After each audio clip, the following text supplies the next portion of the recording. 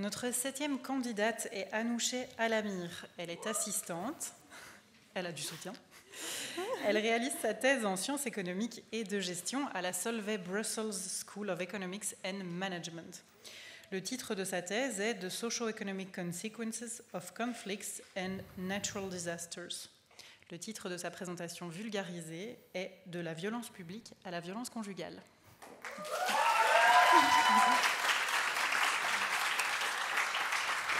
Anoucheh, est-ce que c'est bien ta diapositive? Oui. Et est-ce que tu es prête? Oui. Merci. Dans le monde, une femme sur 3 a été victime de violences conjugales au moins une fois dans sa vie. Divers facteurs peuvent contribuer à ce phénomène. Par exemple, les différences salariales, le stress ou les normes sociales.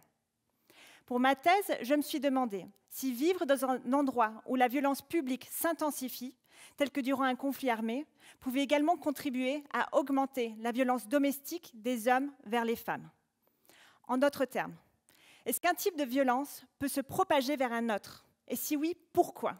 Que se passe-t-il dans une société en conflit pour que de la violence conjugale apparaisse ou s'intensifie?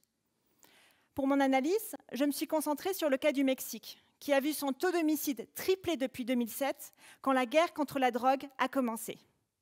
En effet, le déploiement de plus de 50 000 militaires à travers le pays a déclenché un conflit sanglant dont la population locale a été le premier témoin. Cela a entraîné de multiples répercussions, dont une augmentation du stress, de la santé mentale en général. Et comme ce sont des critères qui peuvent affecter les dynamiques au sein des ménages, j'ai utilisé des données d'enquête pour voir si la violence conjugale avait également évolué. Mes résultats montrent que oui. Parmi les femmes en couple enquêtées, 12% en plus déclarent avoir été victimes de violences conjugales dans les villes où le taux d'homicide a grimpé. C'est encore plus vrai chez les femmes qui sont au-dessous du salaire médian, n'ont pas étudié plus loin que le secondaire et ont peu de pouvoir décisionnel au sein de leur ménage. Donc, dans les villes en conflit, la violence conjugale a augmenté le plus fortement chez les femmes qui sont le plus dépendantes financièrement de leur partenaire et peuvent donc moins facilement les quitter. Ce résultat, il est d'autant plus inquiétant que je trouve en parallèle une diminution du revenu moyen des femmes dans les villes en conflit. Ça peut s'expliquer en partie par le fait que, face à cette insécurité grandissante, beaucoup d'entre elles ont dû réduire leurs heures de travail.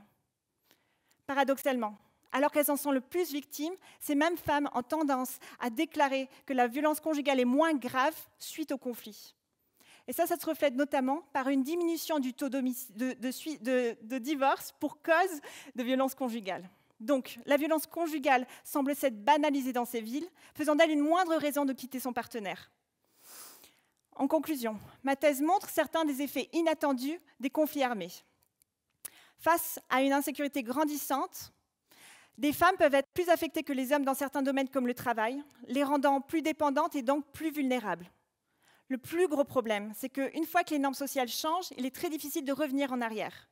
C'est donc crucial que des mesures publiques soient mises en place durant ou juste après un conflit, afin d'anticiper ou de minimiser ce genre d'impact. Merci.